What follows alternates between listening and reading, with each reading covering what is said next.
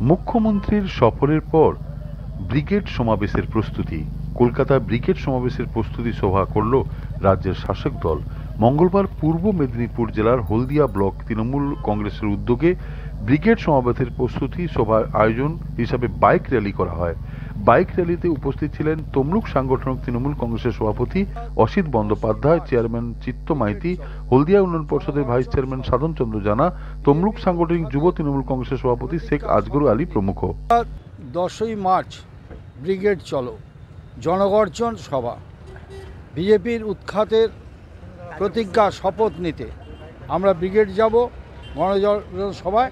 তার প্রস্তুতিতে আজকে হলদিয়া শহরে আইএনটিটিউসির ডাকে আজকে একটা মহা মিছিল বাইক র্যালি, তাতেই অংশ নিতে এসেছে।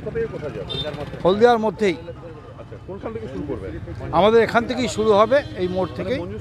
হ্যাঁ, আমাদের উৎসাহিত করলেন আগামী দিনের লড়াইয়ে যাতে আমরা জিততে পারি, সেই জন্য তিনি নানাবিধ কৌশলের কথা আমাদের বললেন এবং মানুষের কাছে আরও বেশি করে যেতে বলেছেন। লোকসভায় কি এবারে তৃণমূলের একটাই তারা সারা বছর দল করে, শীত গ্রীষ্ম বর্ষা তৃণমূল ভরসা, জোড়া ফুলের প্রতীক থাকবে। সে প্রার্থীকে কোনো প্রশ্ন নেই, প্রার্থী মমতা ব্যানার্জি, জোড়া ফুল।